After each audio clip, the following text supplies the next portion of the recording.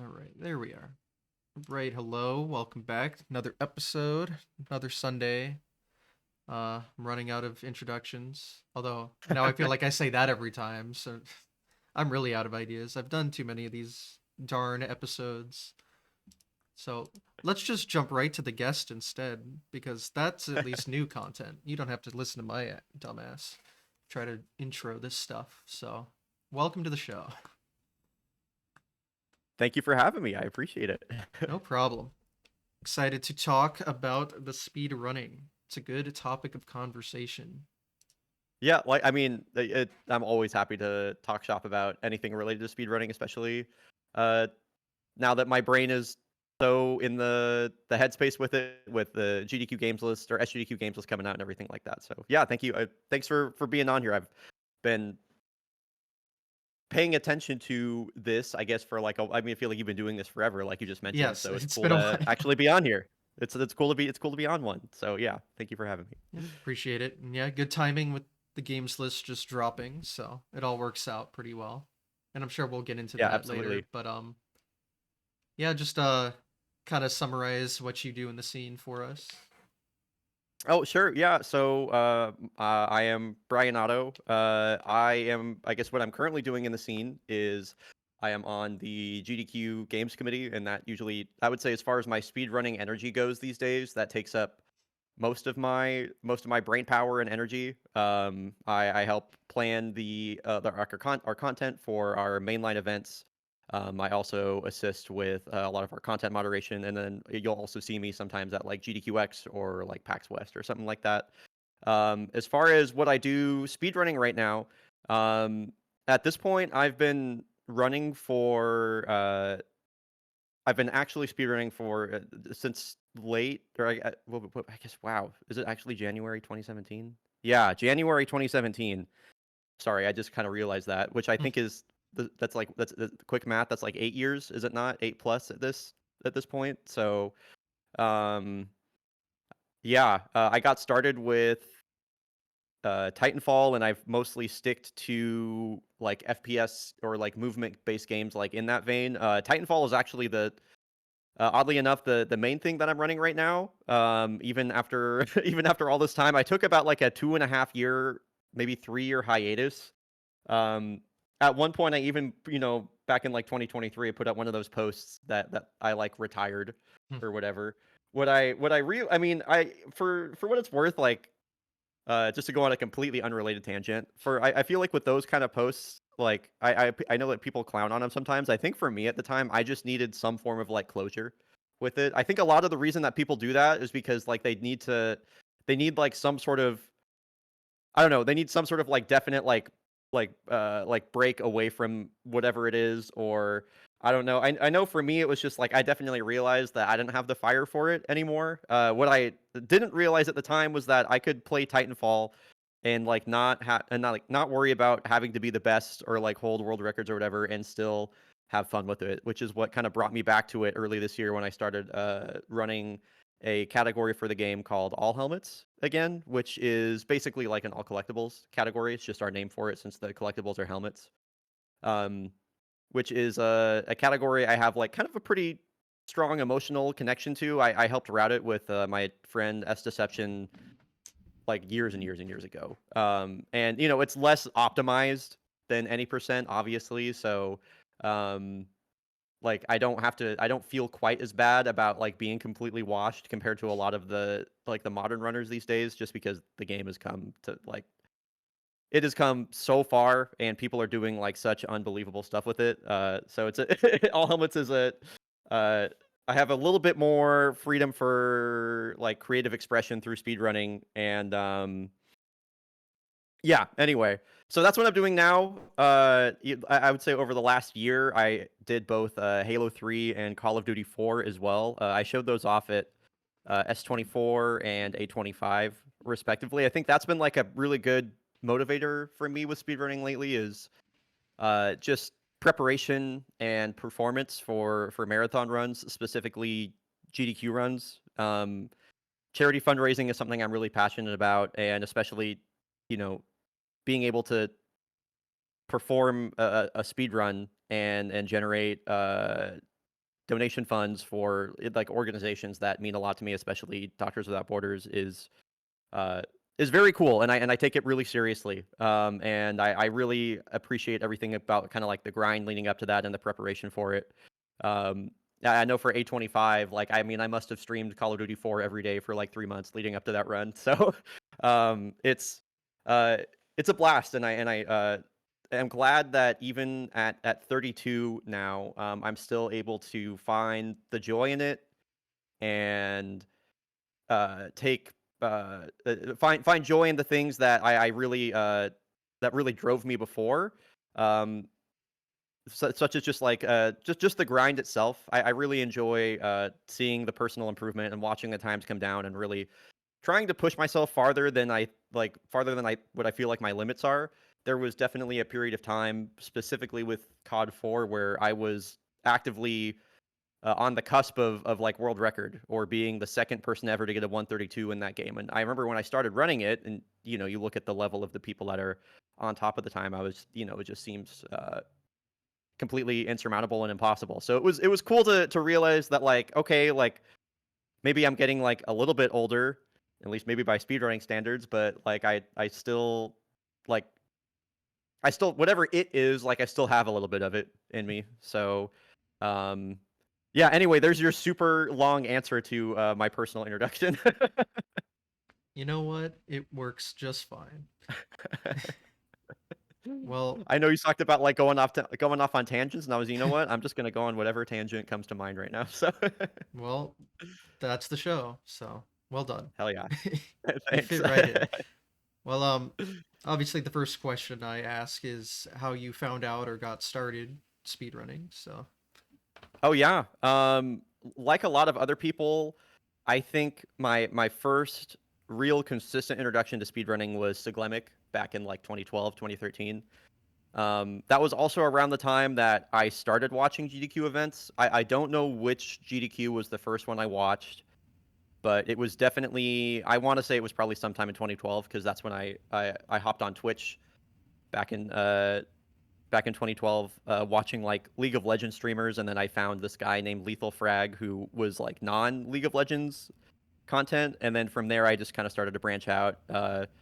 I probably saw like SGD, or I probably saw like AGDQ 2012, and then um, yeah, I started watching a bunch of Siglemic, and I mean Siglemic back in the day was like one of the places to go on Twitch. Like, in 2013 he was pulling like 10 to 15K viewer streams, which I can't even imagine what would be the equivalent of that nowadays. But it was like it's hard to overstate the impact that Siglemic had on speedrunning, especially like his place in the scene at the time. Um, so that was that was my real introduction, and I actually like I was given that I was like watching Siglemic so much, I had like made friends that were also either like Project M players or SM64 speedrunners, and I had seen people running Sunshine, and I was like, oh, that seems like a cool game to speedrun that isn't like SM64 or something. So there was actually a very brief period of time where I attempted to learn Super Mario Sunshine or something, but I had never actually completed the game casually or whatever. So it was kind of a shit show. It was hmm. kind of a disaster. I think it lasted maybe like one or two like learning streams that I did. This would have been like 2014 or 2013. Um, until I don't remember. I think I just like stopped one day. I didn't put like a lot of effort into it, and it wouldn't be for another 3 years until or 3 or 4 years till I started speedrunning again. Um, I remember SGDQ 2014 was the first event that I watched. This was the one in Denver that I actually had like friends that were at the event that were like on camera. Hmm. Um, that was, I think, one of the first times I really like felt like uh, I had any semblance of like a place in speedrunning at all, or like I knew people that were involved with it. And yeah, I watched GDQs pretty religiously. Like anytime there was a GDQ on, I had it on the entire week. Um, and then in October of 2016, Titanfall 2 comes out, and I had not played Titanfall 1. I didn't really have any interest in the game whatsoever. I saw that there was like a free multiplayer weekend that was going on sometime in late 2016 or either October or November. So I figured I would like give it a shot and just like play the multiplayer or whatever. And I was really blown away with the movement system specifically. The movement in that game like really stuck out to me. It definitely felt like, not to use a cliche, but like if I could think it, like I could do it. You just had so much freedom in every direction. Um, and that really appealed to like a specific part of my brain that I think I realized was like an interest of mine back from when I used to play a lot of Project M. I mained Ness, and Ness in that game was a very like movement character, and I think that was kind of what cemented my love for movement games or freedom of movement in video games. And so it definitely, so Titanfall definitely appealed to a lot of the same parts of my brain as Project M Ness. And then I got involved in the competitive scene for Titanfall. And the only mode that existed in competitive Titanfall was capture the flag. So that was inherently also kind of movement based. Like you had to be good at flag routes. There were a lot of like nerdy movement strategies and things like that. And so eventually I was like, oh, I wonder if there are any like speedruns of this game, because it had a single player campaign, and like of course there were speedruns of the game. Um, when I looked up the world record at the time, this would have been January 2017. It was an angry albino who had a time of 1 hour and 34 minutes. I remember my first run I did for Titanfall. I only had a single monitor, so I took a bunch of notes like on an actual like paper notepad and then like propped it up. So sorry, I watched the world record. I took a bunch of notes on things I thought I would forget, and then like I propped it up next to me, and then I just like did like a run with just like referencing the notes every now and again. And I think my final time was like 2 hours, 17 minutes, and 34 seconds or something like that. And I just kind of started going from there. I don't really even remember if I would like practice individual segments a lot or if I just like spammed full game runs. I mean, at this time, it feels like it was multiple lifetimes ago, so it's hard to remember a lot of the specific details from that time. But I started playing it a ton, and I started streaming it a ton. Um, and yeah, I think I got world record in that game for the first time in April of 2017. And then like about a week after that, I got the first like sub 90-minute time in that game, which was a 1:29:40. And then I ended up holding the world record for that for around the next like 5 years straight, and continuing to push that down and work on my time. And I put a lot of effort into trying to grow the community. Um, I had a couple really successful GDQ runs in that time. This was before I was staff. GDQX 2018 uh, was basically the one that I feel like, for lack of a better term, like put me on the map, or made me like a known quantity at all within like the speedrunning scene.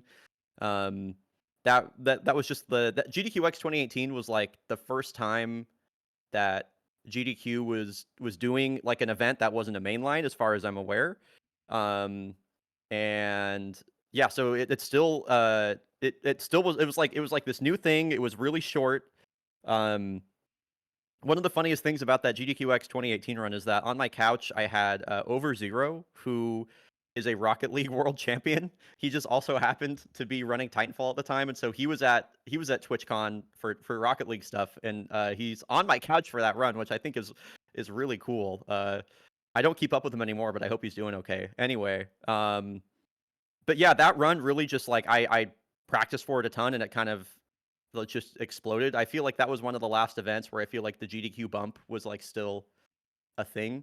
Hmm. Because I think I was averaging like somewhere between like 10 to 20 viewers doing Titanfall stuff before I left for TwitchCon, and when I got back, it was like over 100 plus. I think on the first stream that I had after that. And I ended up streaming like every day following that GDQX run for like a month straight. And I think that capped off with like a 24-hour stream or something. And I ended up getting like Twitch partner off of that. It was like kind of it was a crazy time. Then I had that SGDQ 2019 run. And both of these, I feel like both of these runs were really important for drawing new people into the scene now. And I feel like largely, especially, I feel like it took a while for Titanfall as like a speed game to really take off. I put like a lot of work into it between 2017, probably like 2021, 22ish, and now it's pretty self-sustaining.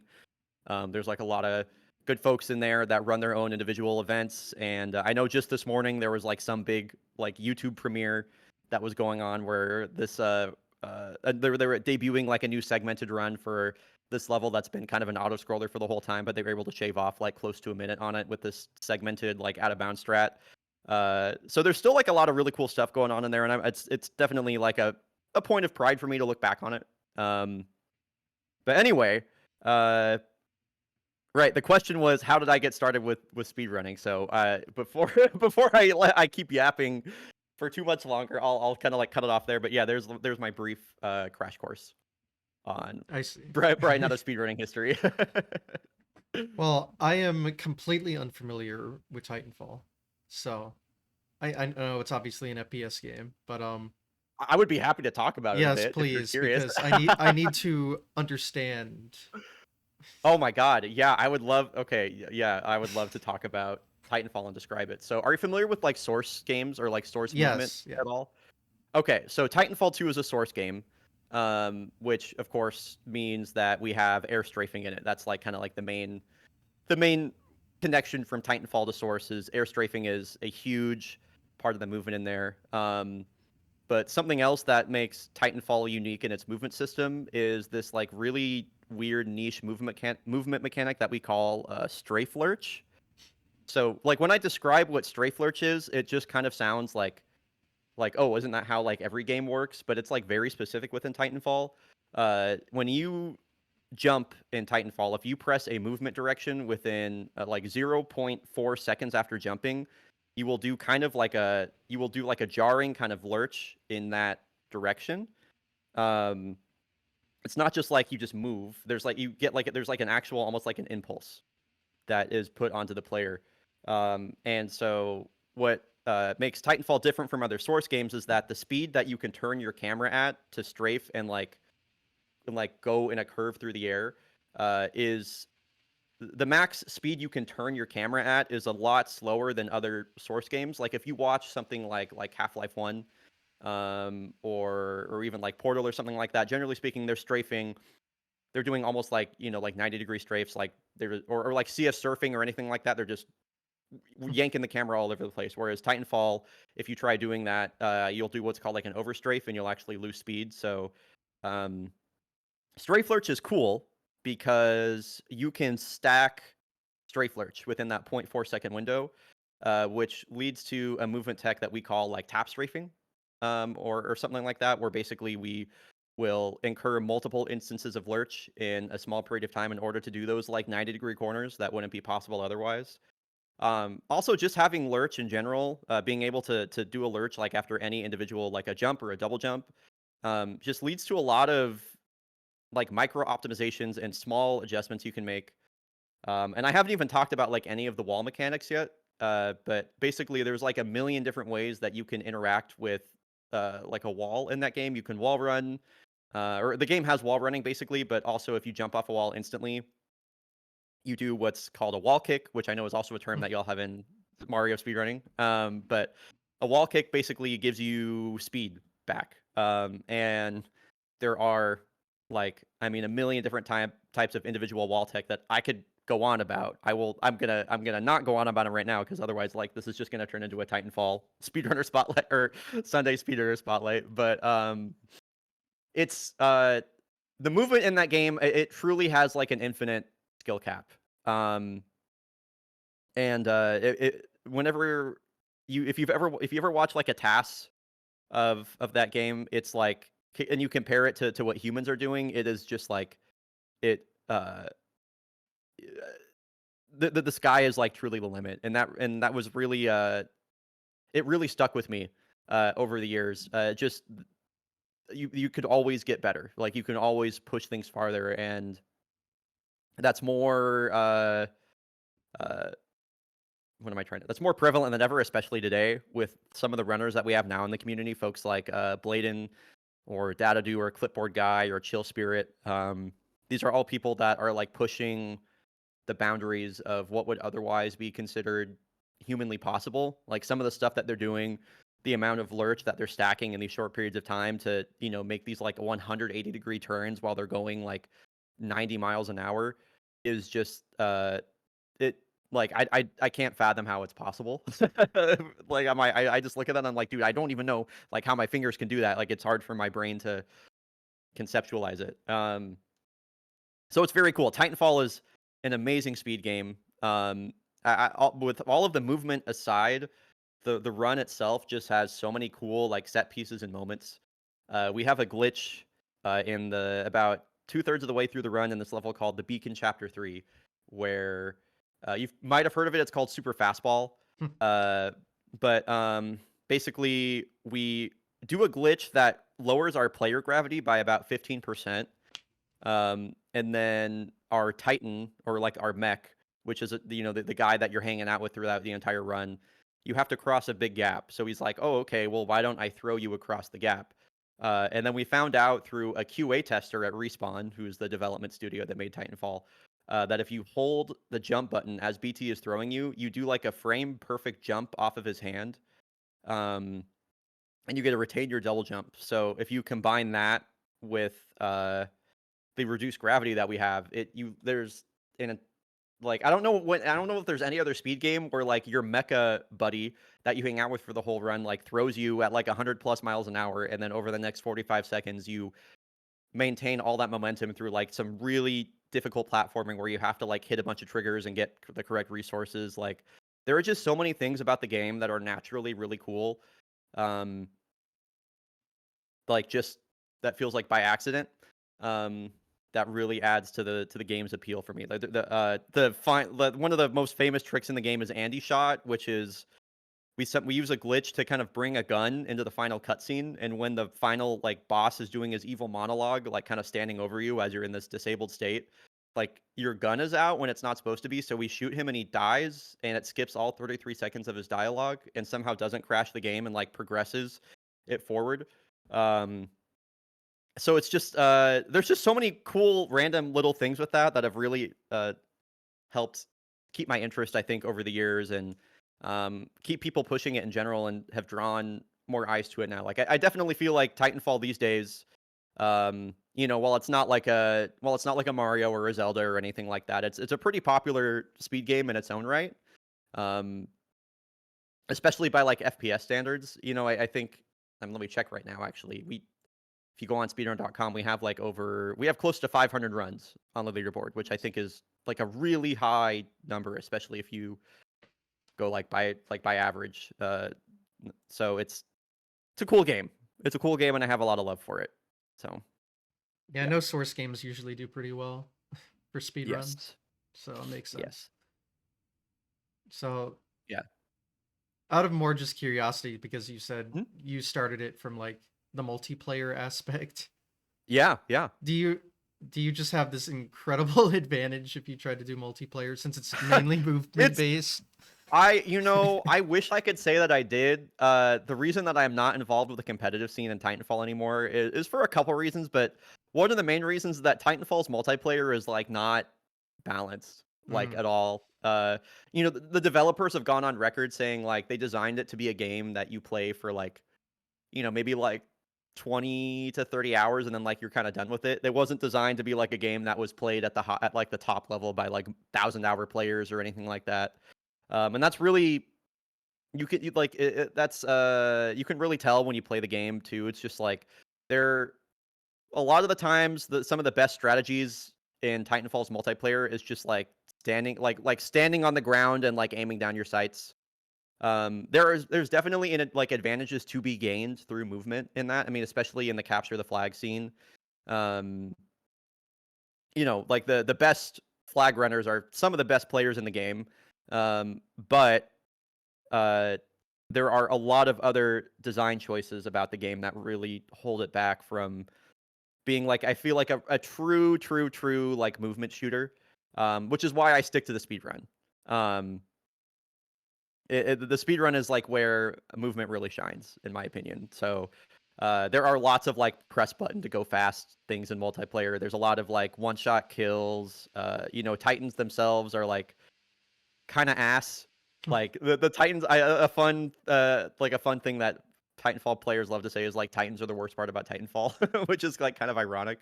Um, but yeah, like it kind of is what it is with that. So um, yeah, the movement is cool in the multiplayer, but it's definitely like it's more important that you know how to aim than anything else. Like, which is fine. It's a shooter, but also it would be cool if like being good at movement made a huge difference. So Okay. And then this is all the sequel, the second game. this is all the sequel. This is all Yes. the sequel. Yeah. Again, I haven't really played Titanfall 1. Titanfall 1 was like a multiplayer only Oh, okay. shooter. I see. Yes, it was multiplayer only. There was no single player. There is like a tutorial speedrun for the game, but like most tutorial speedruns, it's not very good. Mm. Um, and yeah, so I had no experience with the original at all. I know it was like I believe it was mainly developed to be like I forget if it was mainly developed to be like an Xbox One game or something like that. Whereas Titanfall 2 released on all I believe it was PS4, Xbox, and PC. So um so yeah, there's my Titanfall multiplayer spiel. I see. Okay. So skills do not transfer perfectly because of game design. Basically, you definitely see a lot of I will say there has been a lot of crossover between the competitive community and speedrunning. I can definitely think of I want to say around like 10 people just off the top of my head that were either speedrunners that got into competitive play or vice versa. One of the greatest Titanfall speedrunners of all time is also like probably the goat of like the competitive scene. His name is Regnels. He's like the entire reason that we understand strafe lurch as a concept at all. He was kind of the person that pioneered tap strafing, um, which is kind of a funny thing. Like we didn't really start incorporating that intentionally until probably about like 2 years after the game came out. Um, it's one of those things where like you look back on it and like modern day runners will be like, oh my god, how did these runners back then not know? And it's just like that's just how things work in speedrunning sometimes. You know what I mean? Like like more. I'm not gonna say more often than not, but every now and again, like sometimes stuff is just like right under your nose, or there's a thing that happens that everybody knows like happens, but we don't really know why or whatever. We're just kind of like, yep, that's part of the game, and then somebody comes through and sciences it all out and explains how everything works, and then suddenly it like revolutionizes the game. So that was definitely that has definitely happened a couple times throughout Titanfall's history. I see. And then you essentially just soloed that for years. Yeah, yeah, I guess I could talk about kind of like the games I've ran. Yeah. Um I wouldn't even say I soloed Titanfall actually. I mean, Titanfall was like my main game Okay. for a long time. It was the only game I put a ton of time into. I've had like a couple things here and there that I've like I ran during that time period of only to give myself like something else to do. I ran like this like indie first person puzzle platformer called like Impulsion for a while. That was actually how I got to know M Sushi. Was like both him and I were running the game at the same time. This would have been like 6 or 7 years ago. I ran Cuphead for a bit back in, again, this would have been like 2018 ish.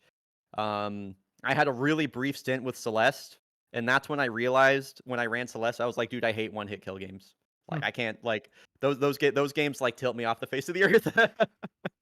um, in like 2020, that's when I think really started, especially like when COVID hit. That's when I really started branching out into other stuff.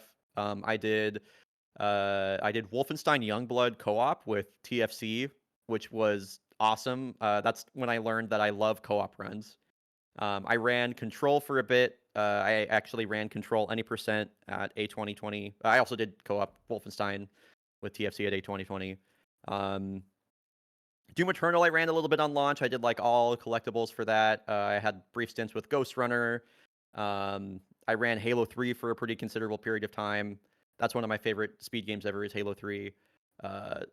This indie game from Heart Machine, the guys that make Hyper Light Drifter, called Solar Ash. I ran that for a while and ran that at S22. Let's see. I did like Peggle briefly. This last year I did like an indie first person puzzle game called Viewfinder.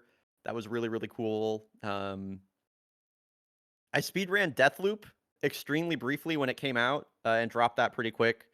Um, and then my most recent project was Call of Duty 4, which I did for A25. And that was kind of the first time I had picked up a game with the sole intention of like. The reason I picked up a Call of Duty 4 was because I had been waiting for a GDQ. I'd been waiting for a submission of it for a GDQ for a really long time because COD 4 is like a very, very, very cool run. I think generally speaking, Call of Duty runs are let me be very clear what I'm about to say. In my opinion, I think COD runs, generally speaking, are like kind of bad. And that's not due to like anything that's wrong with the games or their mechanics themselves. It's like usually there's extremely linear, um, extremely linear. Sorry, I got a little bit distracted. A lot of cutscenes, not a lot of opportunity for like sequence breaks or anything like that. But Call of Duty 4 has always been one of the few exceptions. There are like a few COD games out there that are just like really, really good, and that was definitely one of them. And so I picked it up back in like super early 2024 with the intention of like I want to run this at AGDQ 25. So it was almost kind of like a year-long project, with that, where I put I think around, guess I could check my Steam. How many hours did I get putting into this game? Like 531 hours into it. So it was definitely a good long project. It was absolutely like a pretty big grind. And I really enjoyed the grind of COD 4 specifically because that game it's also a movement game, which people wouldn't expect. It runs on a modified version of the Quake engine. Hmm. So it has like Quake strafing. It has a lot of movement skips that are based around like these kind of like Halo 2 style like super bounces, that you need to combine with air strafing at the same time as well in order to like do them properly. So there was a lot of like nuance to be found and a lot of like meat on the bones for that game. But it was also extremely RNG, uh, in almost like a comically dramatic fashion. Like the second to last mission of that run is like you're just trying to strafe through these like 3 foot wide corridors that are filled with like 200 enemies, and even on the easiest difficulty, if they melee you once, you just like die.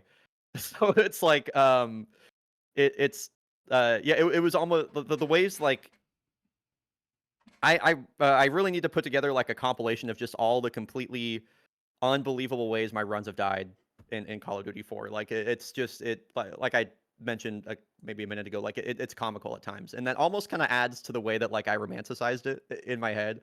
Uh, it felt like so many things in speedrunning feel like a little bit Sisyphean, but Call of Duty 4 in particular, whenever I would like reset a run that got really deep or something, I was like, "Yep, we're pushing the rock back up the hill, dog. Time to start pushing that rock back up the hill." So, and that was something I really enjoyed about it. That was a very good time. And now, like I mentioned at the beginning of the show, I'm back on Titanfall, revisiting it after a couple years. So, uh, yeah, I'm glad that I still enjoy speedrunning Hmm. after all these years and trying out all these games. Yeah, definitely a interesting list. Yeah, I, I would agree. I appreciate that. I do see the little common theme of kind of like FPS stuff, but there are things that are not as well. Yes, yeah. There's FPS stuff, and then randomly like Cuphead and Peggle, basically. I generally speaking, I want to play games that have good movement, and there are definitely exceptions to that rule. I think what I look for in my speedruns is like I don't know. I just want to play games where I do cool stuff. You know, um, like the reason that I ran Peggle partially was because I think Peggle is like funny and I grew up playing it, but also there are like legitimately really cool things that you do in that game. You know, the physics in that game are deterministic, so you can, if you tap the arrow keys and aim at like a specific pixel, the ball is going to do the same thing every time. And so there are like some really amazing shots that you can set up just through kind of like knowing the right angles to hit. And then also, if you get good enough at the game, there are just really cool things you can do to like save. I can't tell you how many times I like saved a run by shooting the ball at the bucket as it's like moving back and forth and having it like ricochet into an orange peg that I wouldn't be able to hit unless I did like a bucket shot or something like that. So, yeah, I want to play games that where I do cool stuff that makes me feel cool, or like they have something that feels like unique or original, or engaging to me, in some form. I think that's really what I look for more than anything else. So Mhm. yeah. So with COD 4, I know you talked a little bit about it, but you can go into detail on that like you did with Titanfall, because it sounds like there's quite a bit there. You've spent a good amount of time Oh with it. sure. Oh my god, yeah, I'd love to talk about COD 4. Mhm. Yeah, I mean, I mentioned a bit like the modified Quake engine. Um, the other thing about it is it's like you play it on recruit difficulty. But if you are less than 100, if you have anything less than max HP, uh, if an enemy melees you, you die instantly. And there aren't any quick saves in that game. It's all checkpoint based, and the checkpoints can be inconsistent. Um, and Call of Duty 4 at the time, this was still before Call of Duty had kind of turned into whatever it is nowadays, which is like I don't even know how to describe COD nowadays, but back then it was very much about like you're just another soldier, you're another cog in the machine, and you're just a guy. Like you're not like some like superhuman special agent whatever guy, Um, and because of that, the enemy density in that game is extremely high. It's like there are enemies fucking. Sorry, can I swear on the show? Yeah, that's fine. Okay, there are enemies fucking everywhere in that game. And given that it's a speed run, you're often like running right past them or running in close range of them. So it's such like an interesting mix. It's a very dramatic mix of like high stakes movement. You have to be really good at combat. Like it's a lot. There are so many segments in the game that feel like an aim trainer.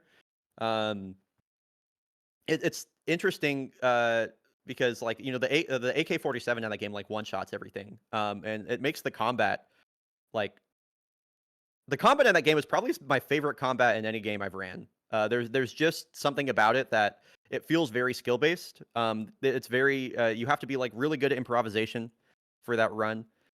It's so easy to find yourself in like a brand new situation that you've never been in before, or like you're in a tight spot combat wise and you have to like clutch up or something like that. It's really a game that I felt rewards. This feels like a little bit redundant to say, but a game that really rewards playing it is kind of the simplest way I can describe it. Like the best way to get better at that run is to have knowledge of all the bad shit that can happen to you, basically. Um, and that part of it really appealed to me. I've always been like more of a full game Freddy than an IL Andy myself. So given that, I really like that I was able to just like kind of spam full game runs all the time and see improvement in that way. It's not to say that I don't like grinding ILs or I don't like practicing individual segments. I definitely did a lot of that with that game. But speedrunning for me, I've always found a lot of joy over doing like long form stuff rather than trying to save a second or two in an IL or something like that. And COD 4 for me, I feel like it benefits both those things. But yeah, given I really like that it benefited the way that I want to play video games. So another thing about that run is it's also very determined by there are a lot of missions in that game that are kind of like escort missions, I guess is how I would describe them. Captain Price, you have to like get him to he's the only guy that can open certain doors a lot of the time. And even when it comes to like even the reason I loved COD 4 is like even the escort missions were fun, which is crazy. And we had strats in the game. Um, sorry, I keep getting distracted. There's like something happening outside my apartment. We had strats in that game where you throw a grenade at your teammates in order to make them sprint rather than just like walk or something like that. And Little it's encouragement. yeah, we call it grenade Oh, encouragement. great. Fantastic. Yes. Which I really enjoy about it. So it's just funny The campaign itself is like, it's really well written. It has a lot of memorable dialogue. So it was, when that game came out back in like 2007, it was, monumental. It like there's you can find a dozen video essays on YouTube about how Call of Duty 4 changed FPSs forever, and um, its influence is still felt today, especially in like these modern day live service progression systems and everything like that. So um, it was a joy just to be able to play the game over and over and over. Um, so you combine all of that other stuff with like that core movement system that's really good. And it was just like it was an extremely addicting game to run.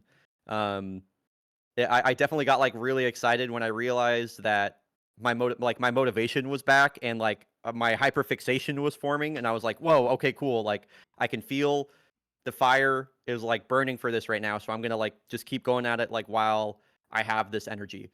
Because that's been like a very I feel like anybody that speedruns knows that that sort of like feeling is kind of few and far between, I think, with speed games, or especially something that you've ran for a long time.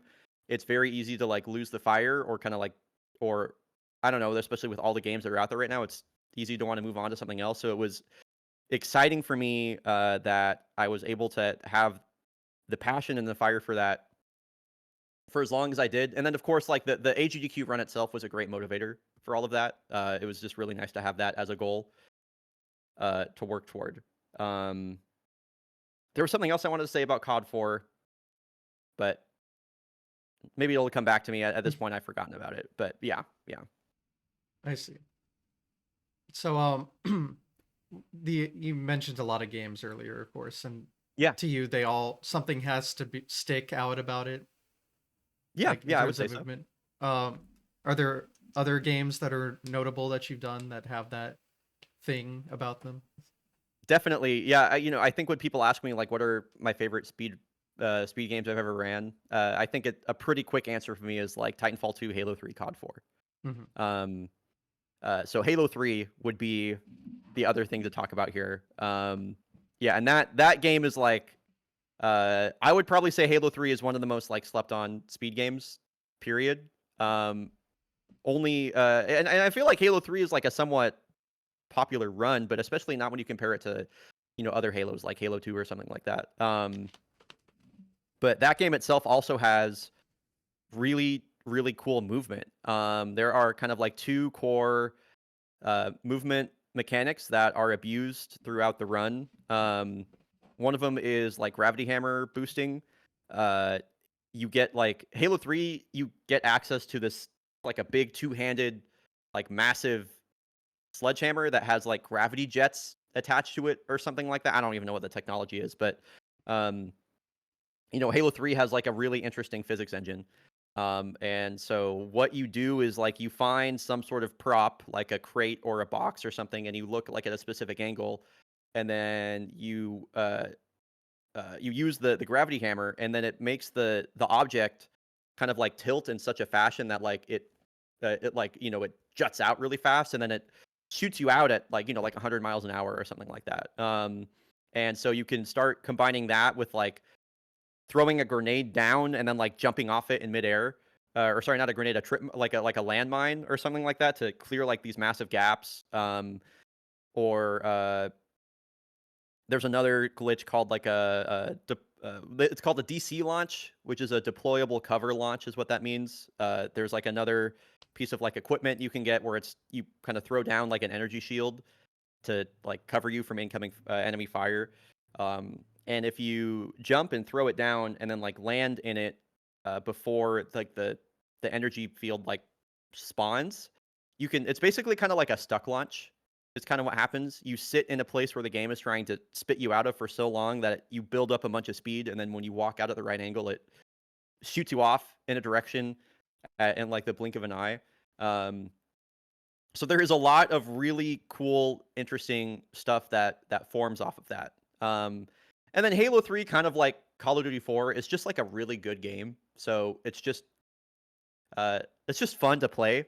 It's just fun to play through it and to get better at it. What I'll also say about Halo 3, um, is I love talking about first level in a speedrun discourse.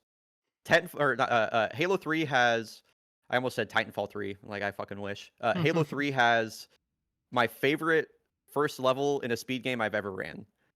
Sierra 117 is like almost entirely a movement based level, and Halo 3 has a specific movement tech that's called slide boosting. So if you jump on a downward or slope boosting, I forget exactly what they call it at this point. But if you jump on or if you when you jump and you land on a surface that's angled downward to some degree, if you let go of crouch at the same time that you jump, um, you'll get some form of like speed boost from that. Um, and so Sierra 117 takes place in like this really thick jungle, and there's just a lot of opportunities for like very nerdy like slope boosts, and it's it's not very random. You just have to like hit your slope boosts and hit moose jump and do all the hard stuff, and then you're out of there.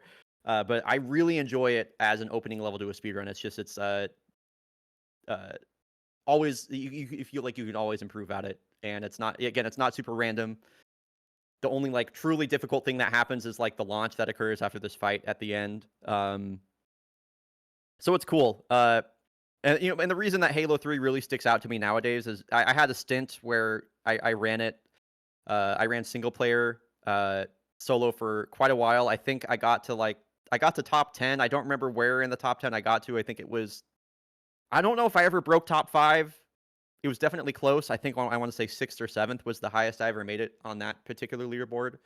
Um, but what really sticks out to me in my memory of Halo 3, of course, is the co-op run. I originally ran co-op sometime after I had ran single player with that game. This would have been like 2021 or 2022.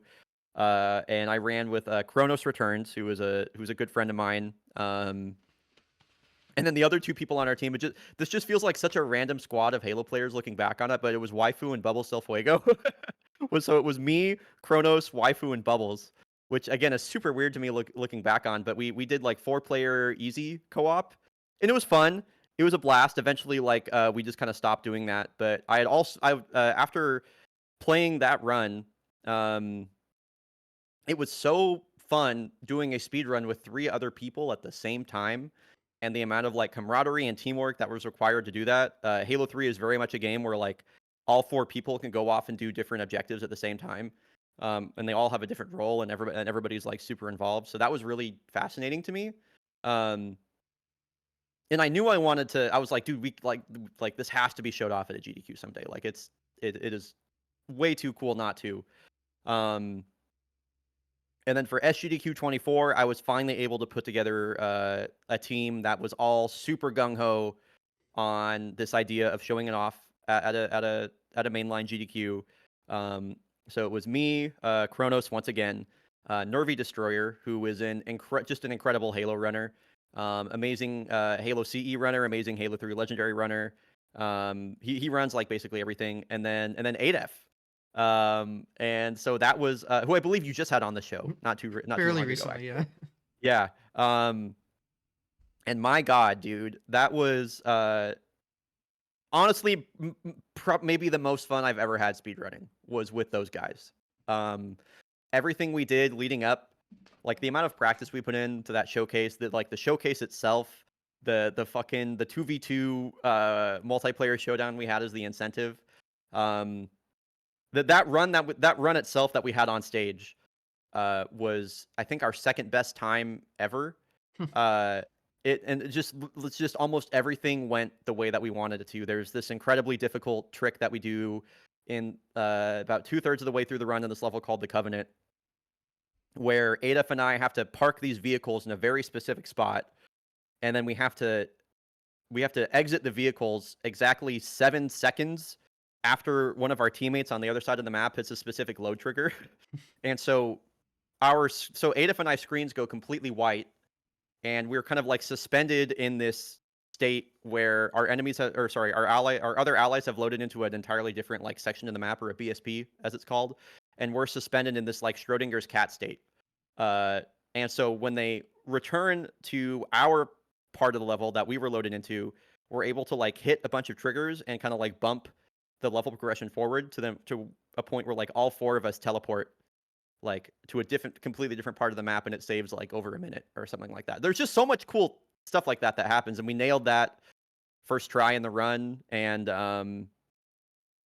so not only was the run itself incredible, and but we raised like that run raised like $70,000 at Oh my SGDQ. god. And I remember I like that run in particular like really changed the way that I personally look at like my showcases for speedrun marathons. I remember um coming out of that run, it was for, I mean, for one, it was a packed house. We definitely were benefited by the fact that the dog run was coming up after us, for sure. Oh, Like people that's were why I coming in. was there. Yes, I yeah, was like, I recall this ending very vividly. I must have been there, y- but Halo's not my expertise. So it's like yes, that explains it. yeah, yeah. So you might remember when like we all got up and we were over on Nervy's side of the stage and everything like that, and the entire crowd was like chanting Nervy or whatever, Yeah, you yeah, he know. was driving the vehicle to the He was right, end. exactly. Yeah, yeah, Yeah, so I we recall it. were Yeah, definitely benefited by the dog run coming up after, but yeah. also there were a lot of people that were there just to see the run, and Oh the no, energy in it that room was was like loud in there. It it. was crazy.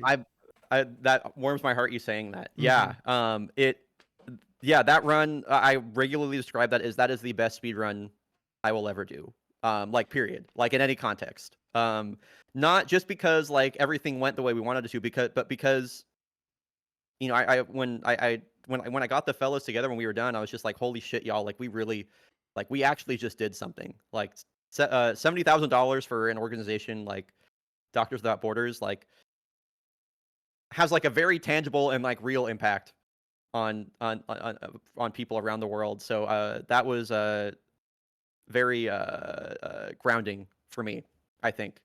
Um, so yeah, that run just kicked so much ass, and I get a little emotional when I go back and watch it. We recently did a thing on my stream where I think I was celebrating 5 years of working at GDQ, so I decided to go back and watch all of my GDQ runs dating back to my first one, which was GDQX 18.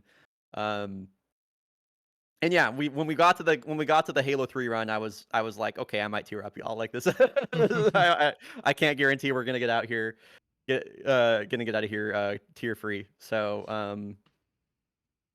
yeah, I'm really glad that happened, and I love all those guys. Two guys, two Bry's forever is what I would say. That like my Halo 3 team. I would love. I hope there is a point in time where we're able. All of us are so busy, you know. Kronos is like incredibly busy with various different speedrun things in this job nowadays, and he travels like all over the place. Like I know that he helped out at Fast 50 last year, for example, and all this other Hmm. stuff. Like he's super nervy. Is like he has his own band, and Oh wow. he's like buying a house, and he's working on all these different projects. And then of course ADEF is like one of the hardest working people in speedrunning. And then Hmm. I'm doing like GDQ, and I'm doing GDQ games committee stuff and yada yada. So it's hard for us to all have enough time to focus on doing it anymore. But I really hope that at someday we're able to get everybody back together and grind that again, because that was so much fun. Hmm. And yeah, the last time we were able to do a run was I was part of the Frost Fatales ambassador program, which was that thing that they did where they had people that were going out and doing fundraising for Fatales before the show even started. Um, and we did my like ultimate donation incentive for that stream was like, hey, if we reach our fundraising goals, then we're gonna get the Halo 3 guys back together and do a legendary run. And we hit the goal. We actually hit the goal within like the first 5 minutes of the stream. It was crazy. But I remember we were playing through Sierra 117, and we all just had the moment at the same time. We were like, damn, this is like pretty nostalgic right now. Like, oh man, I really missed y'all. It was really cool. So yeah, I'm hoping we're able to do that again. Sometime in the foreseeable future. When exactly that will be, I do not know. But yeah, I look back on that time and that run and those folks all really, really fondly. So Hmm. yeah, Yeah, I certainly remember that being a highlight of that event. I mean, again, it helps that the dog was appreciate right you saying after. that. That was just a crazy Yeah, day for everyone, I guess. But that was a wild day. That was a yeah, yeah. Man, yeah, Yeah, absolutely. I remember that day so vividly. Obviously, because hell, this is my own tangent now, but I had JSR Please. on my show before he did like his PV stuff at all. I Oh, remember wow. him talking Okay. about like I have this idea. I'm training my dog to do speedrunning. I was like, oh, that's cool. That's so cool. So getting to see it finally, like That would be a obviously, fun episode to go back and watch too. yeah, it's just very interesting. Yeah, looking back, but obviously I was there for the online thing where Yes. he was there, but in spirit, and then later was actually there. But Even then, the energy in that room was oh like my gosh, yeah, crazy for that run. Yeah, it yeah. was So, wild, and then especially it being all in person, just wild day. dude, yeah. I mean, and the walk off home run, Oh Ken my, Griffey Jr. hitting it too. Like, how can you not be romantic about baseball? That's all I have to say. no, that run That was like it was just yeah. the Like, it fact couldn't it have been wasn't better. scripted. I don't Yeah, understand. Like, I don't oh, know. a bunch of overtimes into like this amazing last second home run, like 20 seconds before the estimate goes over. Oh my god. Yeah, like that was yeah. That was a Yeah, good day. That was yeah, a it good day. was. These last few GDQs, like A24, A24, S24, and now A25 have all just been uh they've all just been bangers, dude. They've Hmm. all just been so fun. They've all had like these amazing things that happen, or like these amazing runs, or so many like I have such distinct memories from any individual event. It's been really cool. It's been really cool. So yeah, Hmm. Well, since we're on the topic of GDQ, I guess we can go over. I know you've brought up your history with like the GDQ events quite a bit, but yeah, just like maybe the full timeline leading up to being staff for it could be fun. sure, yeah. My first GDQ that I attended was SGDQ 2017. I was doing commentary for the Titanfall run that was at that event. Angry Albino submitted it, and I was on the couch for that. Um, we were Saturday at I think like 10 a.m. I think is when it was, and it's funny because that event was how I got to know. That's when I met Covert Muffin for the first time. Um, I believe right before our run, Mr. Llama SC was doing. I believe he did Diablo or something like that, and it's been kind of interesting because now he's like a huge creator with like not only speedrunning but Diablo itself, and that's how I met him. I'm trying to think of other folks I met at that event. I met TFC at that event when they ran Doom. Let's see. I'm trying to think of other folks I connected with there. Anyway, um, I think that was when that was the first event I ever attended. And then my next event was I went to GDQX 18, ran Titanfall there. And then the GDQX 18 run was so successful that I submitted it again for S19 and got accepted for that. Um, and that run itself was also I've talked about like I think was received really well. Um, that was the kind of run where I had like people I have never met before like coming up to me like in the elevator or whatever, being like, "Yo, are you the guy that ran Titanfall?" That was like hella good, and I was like, "Oh shit!" So, that was very cool. And I think, and then I got 2 runs into AGDQ 2020, and I also volunteered for that event as well. I volunteered like for donations. Um, and I was just doing. I think I was doing a really good job of like putting myself out there, like making new friends, trying to build like different connections. I just really felt like I had found uh, a place where I felt like I belonged and that I was doing something meaningful with my time. Um, and being there for like like being in the finale room when we hit 3 million for the first time, or like sitting there in the front row for Oats's Super Metroid Impossible finale at AGDQ 2020. Honestly, might be one of my favorite finales ever. Is that Super Metroid Impossible Oats A20? Um, That was just awesome. I remember I was sitting, and I remember that very vividly because I was sitting in the front row right next to somebody else you just had on recently. One of my close friends, KZ Fru. Hmm. So I think about that moment often. But yeah, it was I believe it was after A20 that they GDQ put out something that they were hiring new people for games committee. And I at this point I'd had a couple good I had a couple of good showings. I just volunteered, and I don't know. I didn't really know how much of a shot I had, but I figured it couldn't hurt. You know. Um, so I filled out the application or whatever, and then after so many weeks or whatever, I got the email that they were interested in to fill out like the second, or there was like a second form that I had to fill out. They had like specific questions about like game knowledge, things I would change about committee if I could, um, whatever. And I filled that out, and I think another like couple weeks went by, and at this point in my life, like I was just working like a retail job at like a holistic pet food store here in Portland, Oregon, which really wasn't the worst gig ever, but at the end of the day, it was like customer service facing, so it was just kind of like whatever. Um, and I knew I think it was a Monday, and I knew that it was I don't remember why. I don't remember if it had been officially communicated or whatever, but today was the day that decisions were supposed to go out about games committee. Um, and when I was driving to work, my phone went off when I was at a red light. And so I just like I just like clicked the power button to see what the notification was, and I saw that I had a friend request from one of the games committee members at the time, and I was like, oh fuck. And so um I just like accepted the friend request when I got to work and parked, and um I just said like hi, and they said hello, and that was it. And I was like, oh, okay. Um anyway, at some point I'm like an hour into my shift, and I feel my phone buzz in my pocket. Um and I immediately am like, I go up to like my supervisor, and I'm like, I gotta go to the bathroom. And so I go to the bathroom, and I pull out my phone, and I see the games committee acceptance like email, and I literally start jumping around in the bathroom. Like I'm like I'm like silent screaming. I'm like and I'm jumping around this little fucking cubicle of like a bathroom at my retail job.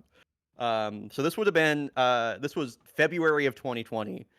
Um which I say because obviously COVID would really start to break out the month after that. So my first event that I ever worked games committee for was SGDQ 2020, which, as you remember, was going to be on site, and then uh, it wasn't on site, and then it was online, and we did like submissions for it. We had like multiple submission periods for it. So my first ever event, I made like 2 or 3 different games lists, basically, from like 2 or 3 different batches of submissions. It was fucking it was wild, dude. A very weird event to be my first for sure. And S20 obviously was like the first event that we did online post COVID, and the fundraising numbers were kind of whatever, Hmm. like by our standards at that point. Like the our previous event had raised 3.4 million or something like that, and I think S20 was like 2.3 or something, which is still like an incredible amount. Hmm. But I remember at the time, like it definitely like everything was so uncertain. You know what I mean? Like Yep. we were a live production event that now needed to figure out how to navigate a global pandemic. So um, there I didn't see like almost anybody I worked with in person. Like my first in person event that I worked as staff wouldn't be until SGDQ 2022. So it took me like 2.5 years to meet any of my coworkers, basically. Um, Wow. which was quite bizarre. Like yeah, working S22. Like I had been tenured for over 2 years at the company, but it still felt like a new person, which Mhm. was quite bizarre. But yeah, as I've stayed on with UDQ, I've also took up like some other responsibilities and opportunities for it. I've worked like like some of our various side events I usually go to help out and support at last year I was at PAX West and TwitchCon. Um, PAX West in particular was cool because I was the games committee lead for that event, so it was very cool to uh, frankly to have that amount of agency over like a game list and a schedule. Obviously, I had other folks that I was working with, but being the lead for that was really fun, and that's in my home turf as well. I live in Portland, but it's like a 2-hour train ride up to Seattle, and I spend a lot of time in Seattle anyway, so it very much felt like a GDQ at home sort of thing, which was really cool. I've helped out with our GDQ used to produce the Next Fest events for Steam, and I was on the Next Fest team for a while, and that was a lot of fun. Um, and then I also do content moderation for GDQ as well, which uh, basically I'm not gonna go like too deep into it, but just making sure that everybody that appears on our show is like vetted and like matches our standards for like social media behaviors and online stuff like that. So that also keeps me really busy in my day to day, and I do that directly for things like Hotfix or for Mainline or whatever. Um, so I stay busy, and I'm at the point now where GDQ is what is effectively my full time gig. I stream as well, which is supplementary income more than anything else. But I'm able to do GDQ effectively full time right now, which Hmm. feels like every day I wake up and I've like I'm extremely grateful. It's really the only way I can put it. Like, it definitely I feel like this is what I want to do with my life more than anything else. So yeah, it's great to feel like I'm doing something that matters. And I feel like I've just kind of like lucked into where I am now. Like I have like a knack for this and I like speedrun and now I have these opportunities or whatever. It's I feel very fortunate. I'm able to work from home. Um, I'm able to manage like a lot of my own I'm able to manage a lot of my own time, and I get to work with amazing people and work for an amazing cause and like I very vividly remember standing backstage for the Crazy Taxi run at AGDQ 25 and just being like, dude, like this is the coolest job in the world. Like this is that Crazy Taxi run is the coolest thing I've ever been a part of at GDQ. Like uh it was awesome. It was awesome to be there, and obviously a production like that is a team effort of dozens of people. And all that being said, it was just very cool to sit there and be like, wow, I helped make this happen. Like in some form or another, like I helped make this. So yeah, it's pretty cool. It's pretty cool, and I feel really fortunate, and I definitely I definitely don't take it for granted. That is for sure. So yeah, that's my GDQ history, I suppose. Cool. Yeah. SGDQ 2020 was the first one I got accepted to. So. Oh, no kidding. Okay, that's Hmm. pretty sick. What run was that at S20? There were two back to back. It was Mario 1 Warpless followed by Lost Levels Warpless, but like including the bonus worlds. We call it Warpless D4. Um, Oh, cool. Okay, sick. I didn't know that was your first event. That's yeah, pretty sick. that was my first event, and I had the Mario 1 Warpless record at the time, so I got to feel cool. That's awesome. Okay, yeah, that is pretty sick. I That got is to pretty cool. I got to feel cool for a little bit. Because come the next event I wouldn't get into is until what, summer 23, I guess. And at that point, uh, washed because COVID birthed everyone getting crazy Oh good. my god, dude. Yeah, ain't that the truth? Yeah, I mean the same thing happened in Titanfall, honestly. So I totally feel that. But But yeah, good times.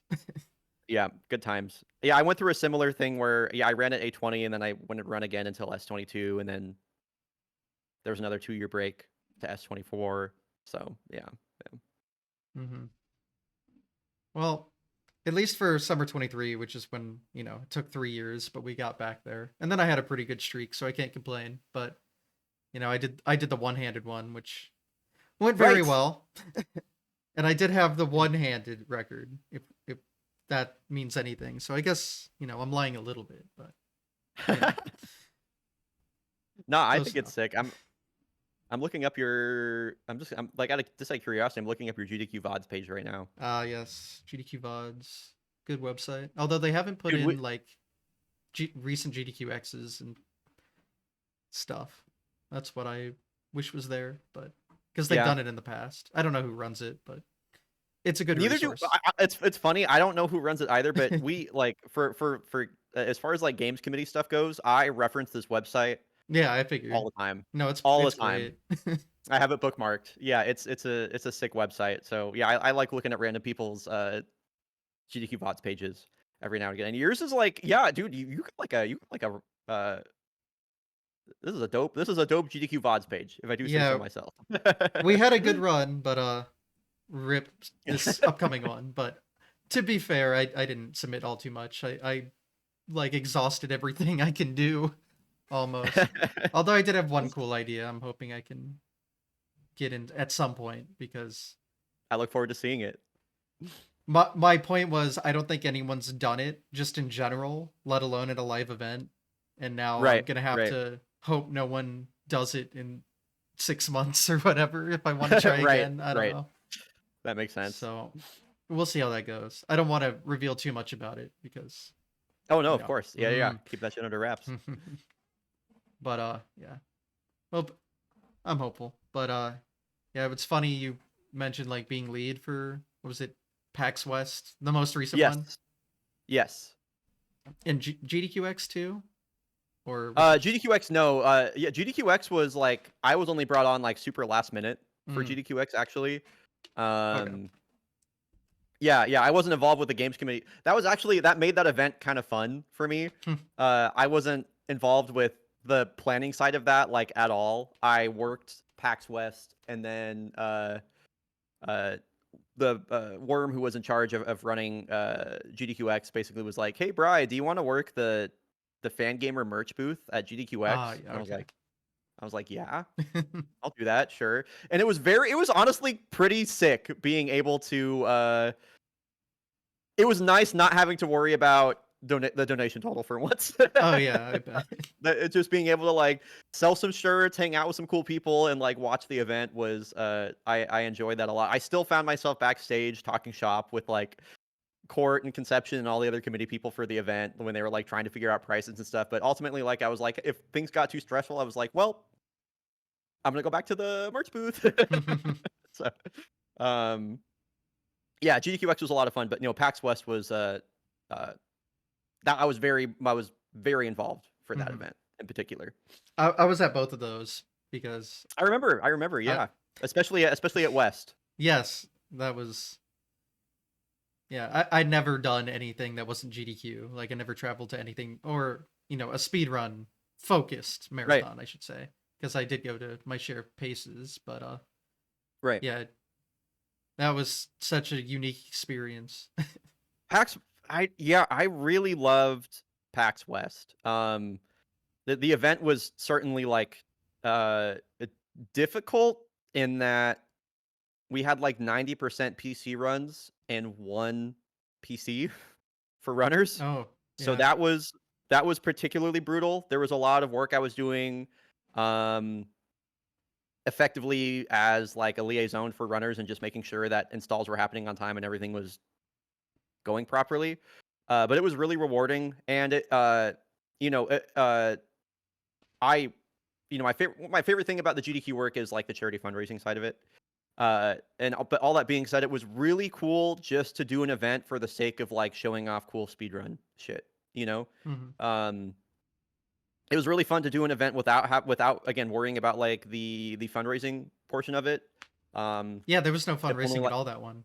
no, it was Yeah. just like we're showing off cool speedruns because PAX wants us to be here and show off cool speedruns, and so we're doing that. And that was, yeah, that was really cool. It gave it, especially as far as like schedule building goes. I also like did a ton of scouting for that run as well. There were, we had like some pretty wild showcases for that.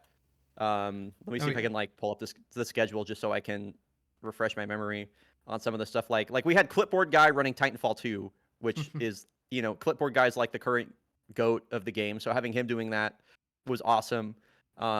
We had you doing any percent one-handed, obviously. Yeah. We had Mr. Monopoly running Halo 2, any Yeah. percent, which was just, we had Mitch doing Elden Ring. Like we had a lot of really, really, really big runs at that event, which I thought was really cool. And dude, it was just a blast. It was I mean, we had fucking we had Animal Well at the event, Mm-hmm. and Animal Well is like, for me personally, was my game of the year for last year. Yeah. And so we had Animal at the event with Billy Basso in the crowd Mhm. watching his own game being speedrun, and I He gotta was go there? meet Bill. Oh, that's cool. Yes, yeah, he was there in the crowd, like at our event watching, and I gotta go like shake his hand and everything and be like, thank you for making this game. Like there were That's just sick, yeah. yeah, they were just PAX West was awesome. It was, I would say I've worked quite a few side events at this point. Easily my favorite side event I've worked. And I'm gonna be a little bit biased, obviously, given that I helped make the schedule, but I every time I look back at it, I'm like, damn, this was pretty stacked. It was a pretty Mm-hmm. stacked event. That was great. And again, that was my first ever event that was not a speedrunning event. So it was like That's really cool. That's really cool. so unique experience. I met Video Game Donkey, and I Oh, no I kidding. was promoting the Animal Row run. I think it had already happened, but I was like, you should watch this. That's So, pretty sick. I don't know Man, if I love that that. came to fruition or not, but hey, there you go. I know at least Billy Basso was in the room. Yeah. Yeah, I feel like if Donkey was in the room, he would have got a lot more attention probably, Yeah, but but maybe he paid attention to it in some in a way. Who way, knows? it's cooler if the devs there than the Yes, publisher. I guess I so. guess Yeah, nothing. yeah. Publishers being there cool too, but like the dev, they made the game, so they get to Yep, witness exactly. it. Maybe not in the way they intended it to be, but usually they're pretty chill with it, which is nice. Yes. Like, Yeah. IGN usually has, devs commentate over and react to speed runs, and they're usually like, oh, that's cool. I saw they brought that back recently too. Yeah, they did. Like there's was like new episodes of Astrobot. Dev. Astrobot. Yeah. Yeah. Yeah, So that's that's sick. really cool. Yeah, I'm glad that came back. I wasn't really sure. I wasn't really sure what had happened to it. I actually had a devs react as well for like my control run back in 2020. So that was really cool. So I'm glad that that whole series is coming back for sure. So Yeah, that's sick. But yeah, so many just good stories from that PAX. And we had a pretty good sized room, and I remember they would sometimes have to shut the doors because it was so crowded in the there. Baldur's Gate run. Oh, I The know. Baldur's Oh my Gate run. god. Oh my god, dude. Yeah, I still have like pictures and videos on my phone from that. Like it was I remember when I saw our location, I was like, wow, I feel like we're kind of far away. Like I feel like we're kind of off in the Yeah, corner. it was like on the far corner of like third floor. Like, yeah, it was. We had so much foot traffic. We had so much attention. I mean, it really helped that Larian had like a huge presence at that PAX. Obviously, you had one of their community managers come over and give Kronos the fucking legendary edition thing or whatever, like on stage, unprompted. That was really cool. Do you remember when we were setting up for the Baldur's Gate run and then like everything died? No. Oh wait, No. the power, like one of our somebody on staff like literally just like stepped on the cord and unplugged everything from the wall. Was what happened with that. okay. So I was that trying was to remember. definitely- I thought I remembered like the power going out or something, but Yes. Yeah, Okay, that weekend okay. was my god, I was working hard, but Mm. man, blast. It was so much fun. I'm glad it's really nice to hear firsthand from you too that you enjoyed it. So Oh I yeah, appreciate you no. hearing that. I mean, again, I'd never go to an event like that without it. I mean, I'll be painfully honest here and say like waiving the fee helps a lot because those events are holy shit Yep. expensive. So Yep. I could Oh, never. I agree with you. I could never do that without that happening. But I mean, that's such a nice incentive to like kind of get out of the comfort zone and go to a bigger kind of thing. Like, And yeah, because I forget how big PAX West is. oh my, Like it's massive. they have like over 100,000 people that attend that event. Like it's okay. I didn't think it was that big. What? yeah. Or let me fact check myself really quick. I know like, PAX TwitchCon's like West- 30,000, which is still like holy shit. But Okay, yeah, PAX West 2024 had over 100,000 Oh attendees. my There you god. go. Yeah. Okay. Yeah, I mean, they used to call it PAX Prime because that used to be like the PAX. Wow. But yeah, are you going to East? I'm not sure if you're running at East or No, anything. no. Okay. Yeah, East and West are very different vibes from each other because PAX East is all contained within the Boston Convention Center, Hmm. kind of on the waterfront, on the south part of town. Whereas, yeah, what I really love about PAX West is like they take over an entire like the district of Seattle, basically. Yeah, no. Like the entire downtown just becomes like PAX Fest, and dude, it's just cool. It's cool. There's a lot of stuff to do around there. Downtown Seattle's a cool place. I mean, I got to go to a Mariners game, so I was loving that. So yeah, it's a cool time. It's a cool time. Uh, I'm really hoping I am able to work West again coming up this year. So time will tell. Yeah, just again, unique experience. I have so many stories from Very that. much. And then Good. like That's good I to hear. know, I'm so used to going to speedrun events, but at these events there are like other content creators that, maybe do speedrun content but aren't like speedrun Right. focused or Right. whatever. And I was talking to one, I was like, "Hey, I've watched your stuff." And I was talking about, GDQ, and they're like, "Oh yeah, I saw you practicing during like Kingdom Hearts or whatever." And I was like, "Yep, that was me." It's like, "Oh." That's cool. And I remember Supersonic was there as well, and Right. he Right. he found me and was like, "Here, come to this booth." And I came to the booth. The guy looked at me and was like, "Oh, I'm a huge fan." I was like, "No, no, no." Just like someone that really liked Mario 1 speedrunning and content around it, so he heard of me. So I was just like, "Oh, okay. That's awesome. That's wild." Yeah, that's really cool. And yeah, and I love that events like this give opportunity for those interactions to happen. So Yeah. And then that's so sick. many like indie devs had like speedrun leaderboards. Yeah. Yeah. Yeah. I know King J was kind of going ham on all that. One of them That was makes sense. saying, one of the devs was saying like he was pretty like good at speedrunning Mario 64 like back in Siglemic days, and like knew a lot of the runners from back then. I was like, Oh shit. interesting. Okay. I don't know, so many stories from something like that that you don't get at like a GDQ, because it's more than just speedrunning. It's just like video gaming in Right. general, and you don't realize just how big speedrunning, like that was what really blew my mind of like how like integrated speedrun is and just like general gaming culture now. It's just, you talk about it, everyone who's anyone knows what you're talking about now. It's like, oh, okay. Yeah, I agree. I agree actually. It's bizarre how much not only speedrunning, but like, especially just like streaming itself has changed, you know? So, um yeah, it's cool. And especially on that note, that's something that I would love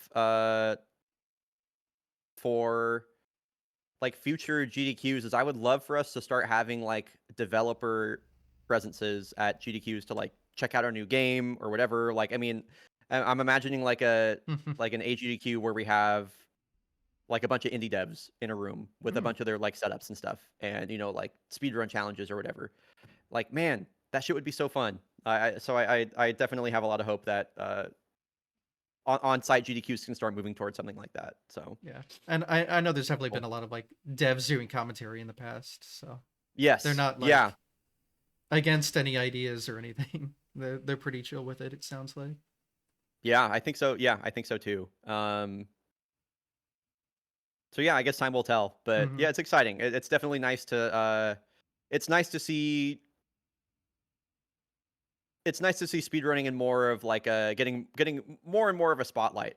So Hmm. um yeah, I think it's pretty cool. Yeah. I mean, what speedrun now is in the dictionary officially. Yeah, I in the remember that dictionary. happening, and I was like, oh, it's official now.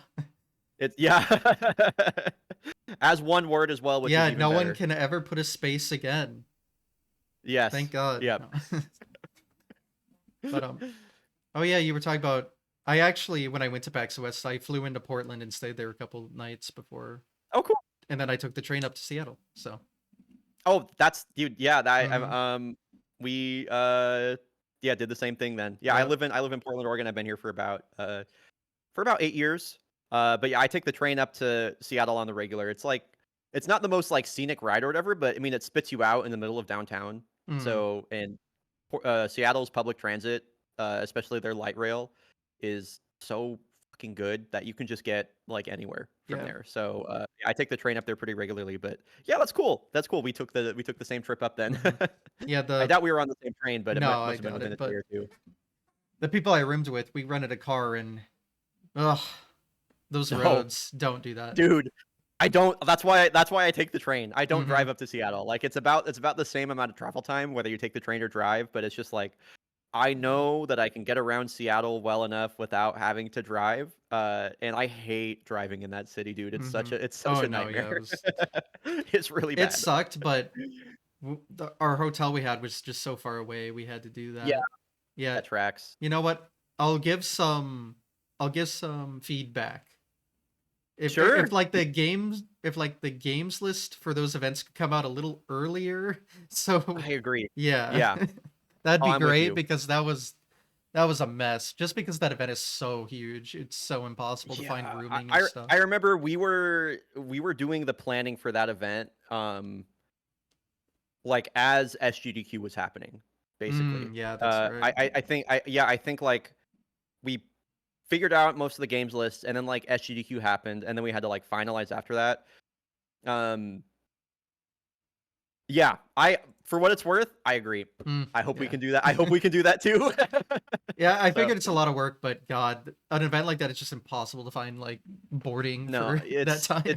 I agree. I appreciate the feedback, and like I agree. I think it's important for us to give our talent as much notice as possible to like make comfortable arrangements. So Hmm. yeah, especially when you have over apparently 100,000 people. Yeah, I didn't realize it was that Oh my much. god. That, Yeah. that's Yeah. crazy information, but Yeah. yep. I don't know. See, I don't know if I'll personally do that again. I kind of want to because it was so different, but again, like the money, ugh, Yep. it was quite ridiculous. And Mhm. again, it's something I'd only do if I could get the fee waived off for being part of the talent there, because Right. Right. especially that in TwitchCon, like they charge so fucking They much. charge a ton. It's They crazy. charge a ton. Yeah. Yeah. Excuse me. Yeah, I feel the same way. Yeah, I think like a direction that I would love. I'm being like I don't really know if and when this would ever be able to happen, but I remember I did like a panel at PAX East a couple years ago. It was like a games committee panel, and like one of the questions that was asked from the crowd was like, where do you want GDQ to be in like 5 years or 10 years or something like that? Man, I would love for us to be in the position where we could like cover flights or like Oh yeah. cover rooms for a time. I mean, yeah, like being like I really don't know if and when that'll ever happen, but man, like it's just like I would not be able to go to every single GDQ if I wasn't like staff, Mhm. basically, Yeah, and and that's I another. do, and my It's account does not expensive, like dog. that. No, yeah. No, it's expensive to go to events. And so yeah, I hope there is a time in the future where it can be more affordable and accessible to everybody, especially the folks that are donating their time to be a part of the event. So, um, Yeah. so yeah, yeah, I do like this ambassador program. This seems pretty new. yeah. They piloted that with Fatals, which was really really cool, and it was a huge success for Fatals. I believe they raised over $8,000 before the event even started, which, Wow. uh, especially when you consider the final total, which is usually a little north of like around like 150 grand. Like that is a sizable percentage Hmm. of their donation funds that is raised before the event even starts. So I don't know, who has applied or who they're looking at taking or whatever, but um, yeah, I saw like for ambassadors, like they're covering like 3 days at the event or something like that or Yeah. whatever.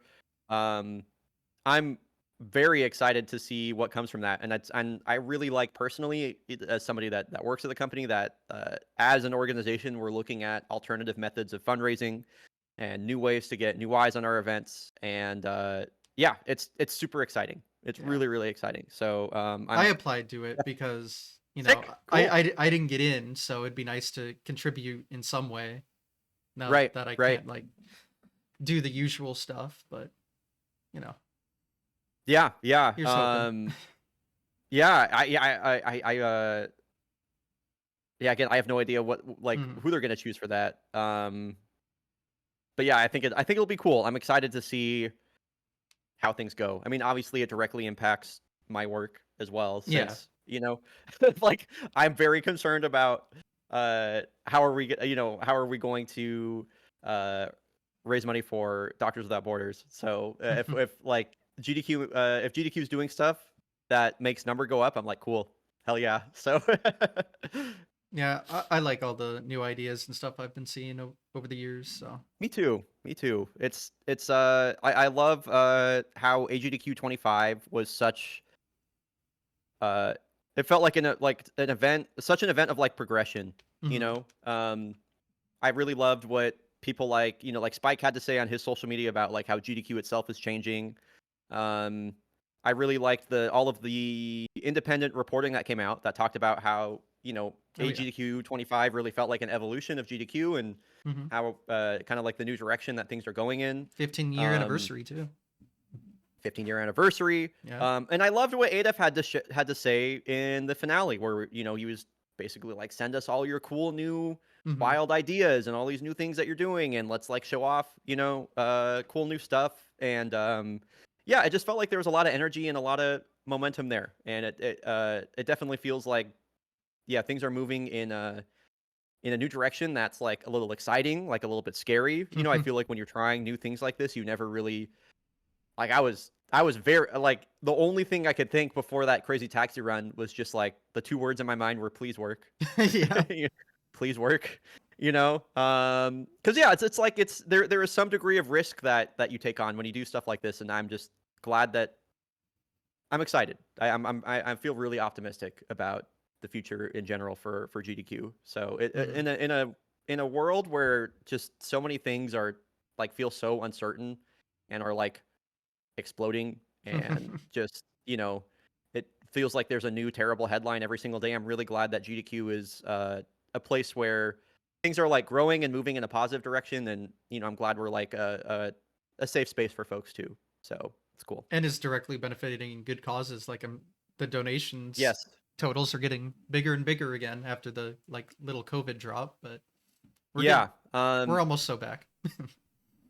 Yeah, I think three events in a row where we've raised over 2.5, and consistently broken the previous event's record, Hmm. uh is really, really cool. Especially AGDQ 25 in particular was, Saturday is our most important fundraising day, Yep. obviously.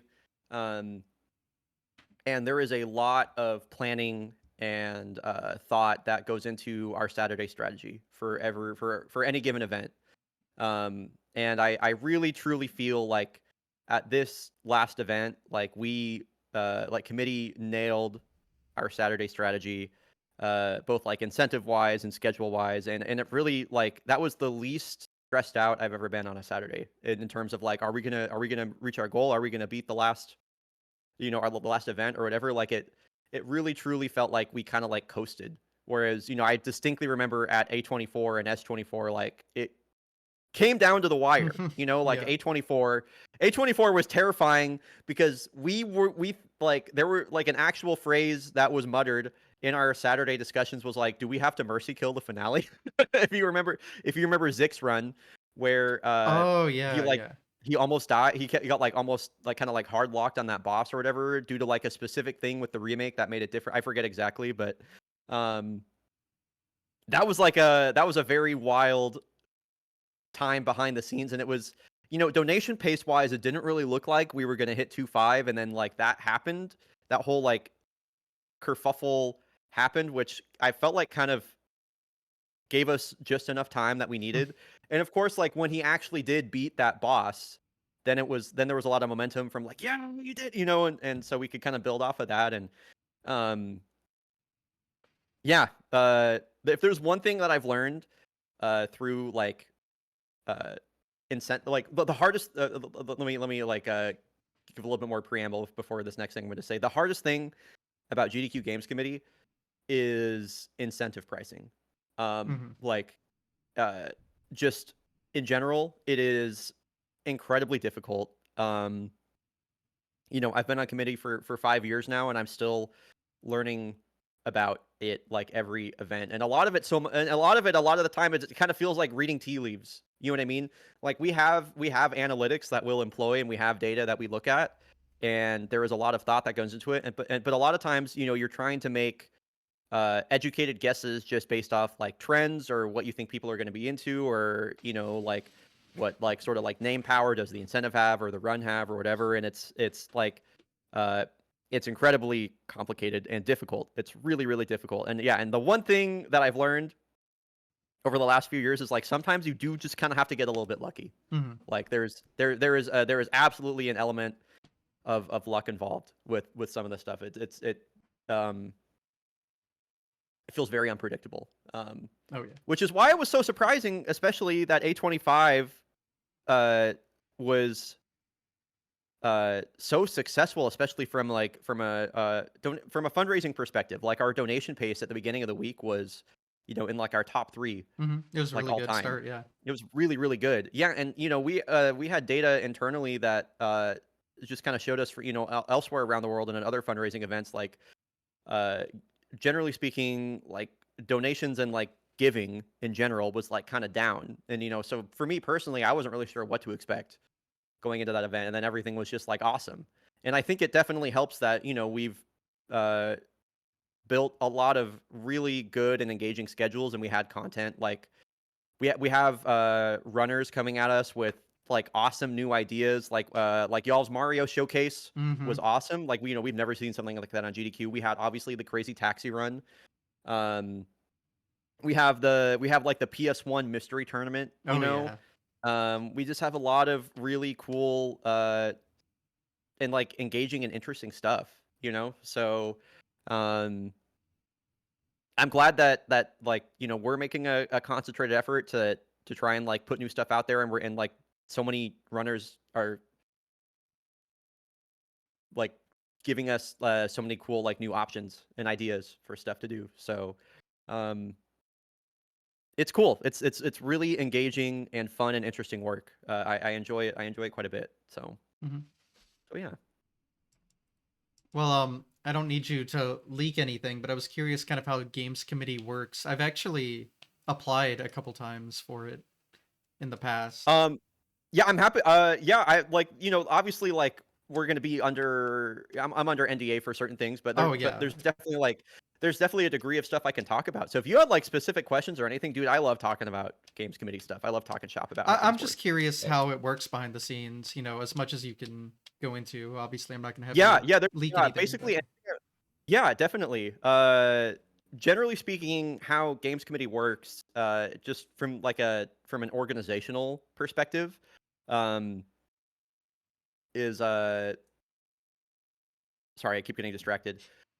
Obviously we get like a ton of submissions at oh this yeah. last event in particular. We had close to 2,500 submissions Oh for my god. SGDQ 2020. Yeah, for SGDQ 25, which was awesome.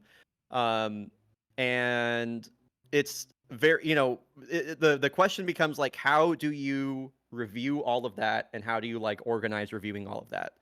Um, so basically, any submission that we have gets categorized into one of our many different like subcategories that we have. We have like 2D platformer, 3D platformer, FPS, horror, Mario, Zelda, Metroid, stuff like that. And there are 11 of us on committee, and so instead of having everybody look at everything, we will break off into subcommittees, is what we call them. So we have a lot of people on committee from various backgrounds and and we have various like forms of expertise on different stuff. So like, for example, I know a lot about like 3D action games and first person shooters and horror games and RPGs and stuff. So um, we have different subcommittees that we have for any given category of game. Um, so one of my favorite parts of the deliberation process is the subcommittee meetings. So I'm on like the FPS subcommittee, I'm on the horror subcommittee. So I love when all of our submissions are finally in, and I get to open up our like organization document and look at all the FPS submissions and see all the cool stuff that came in for FPS, and I get excited about the FPS stuff to talk about.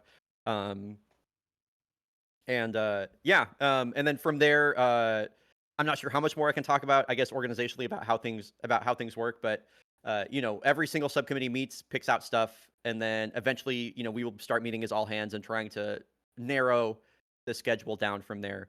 But the subcommittee meetings are some of my favorite parts because you just get to meet up with a bunch of other people that all have the same expertise and are excited about the same things as you, and go from there. So yeah, it's got it's getting more difficult to pick games and to make schedules as we go on because we are trying new stuff, and we do try to leave uh like additional time for the new game submission period and like other stuff that like folks are cooking up.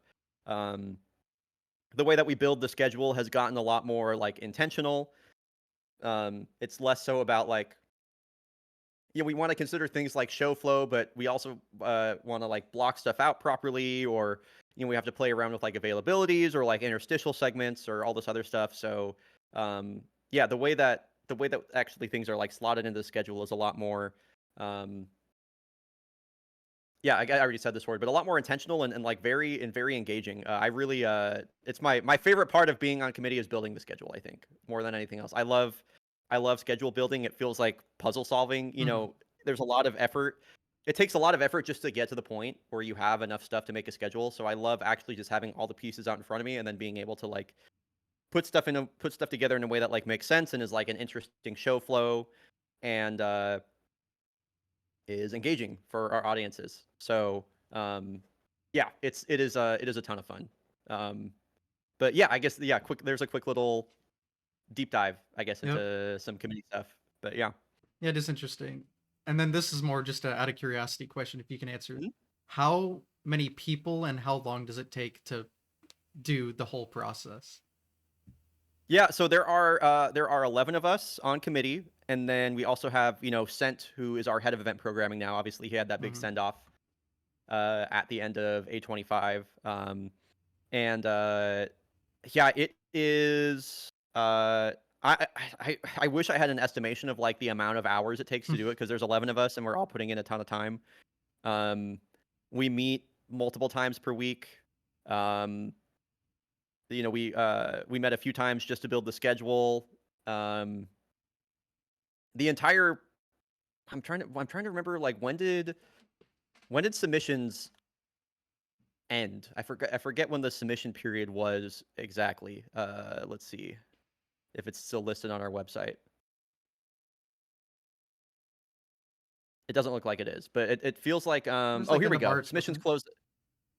closed. Uh yeah, it was sometime in March. Yeah, I could Mhm. I could like look through like our Slack and trying to figure out when our first meeting was, but anyway, I would say generally speaking like it's definitely like over a month and a half of like actual, especially with like the new game submission period. Mhm. Uh it's it feels like it's probably close to around like 2 months of like meetings and deliberation and like schedule building um and all that stuff because there's we still have a lot to there's still a lot of work to be done because the new game submission period is still open for the next few days. Mhm. And so we're gonna have to go in and figure out how that works into like our current like the bones of our schedule right now.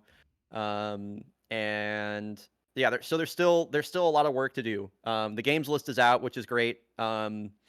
It's been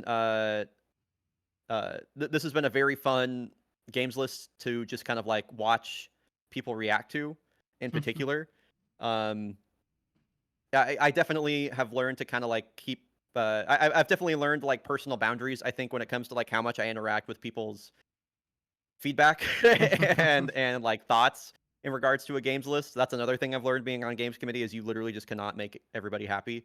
There are Oh always god, going to no. be people that are there are always going to be people that feel like something should be different for whatever reason. Some of them like pretty justified. Others you're kind of like scratching your head like, well, I'm not really sure about that one. But I've definitely learned to how to kind of like keep keep things at a distance where I'm like, I just want to do the best job that I can, and things will go from there. All that being said, what I have seen from the feedback from this last games list has just been a lot, like, really, really positive. I feel like at this event in particular, like, we have a ton of first time runners. We have a ton of games we've never seen before. Um, and it's cool to see that people are like have like noticed that and are like responding to that and are engaged with that. So it's been a lot of fun. This games list in particular, I always feel like I mean I say this every time. I always feel like we have a really really really strong games list, and for this event in particular as well, I'm like, damn, this games list is really fucking good. So, um, yeah, it's been a lot of fun, and it's still it's still not done. So it'll be cool to see where things go from here, especially as we get to the new game submission period, which I remember when we were thinking about this initially, I wasn't really sure like what exactly I was going to be looking for in the new game submission period, and then things like Expedition 33 dropped, and then like Blueprints happens, and then there are things like I start thinking about like, oh, what about like Split Fiction and all this other stuff. So there's a lot of games that um I am really hoping that we see in second submissions personally. So yeah. And then for this like month and a half you guys have, I'm assuming it's like a full-time thing.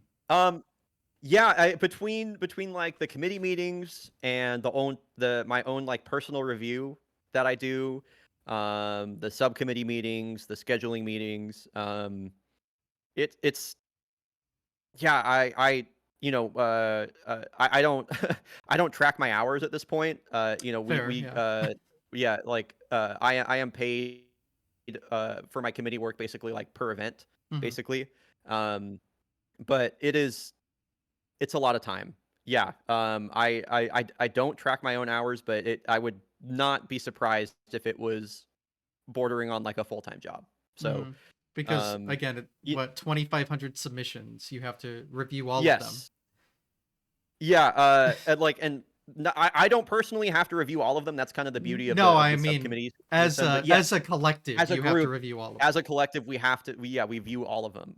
And yeah, one of the most I would say the part that takes the majority of time, especially before is before we even meet. It's actually doing review of all my different subcommittees because I'm not sure how many subcommittees I'm in total, um, but I'm in quite a few, and yeah, it's like uh, I I I always try to I always review everything that's in any one of my subcommittees because there are always things that you are not expecting that will like jump out at you and like really surprise you. Um, I was watching Maxi Lobes do his games list review last night. I love to like stealth in um to like people's streams when they're doing games list review, and I will never say anything in chat because I'm just like I'm gonna let you cook. I want to hear what you actually think and not worry about like me being in the chat. Um, but yeah, Maxi was like scrolling through the games list and he got down to Uncharted 3, and he was like, "Whoa, Uncharted 3? Like that's really surprising. Like, wow, I guess I've heard that these games are like kind of busted and blah blah blah. Like that's pretty cool." And I love that he said that he was surprised by it because that game to me was like one of the big surprises for me as well. When I was doing a review and I watched this Uncharted 3 run, and I find out it's like a movement game. Like they do some form of like cover boosting where they're just like flying all over the map. Um, and I was like, I was so blown away, and I was like, oh my god, we have to have this in our event. It's so fun.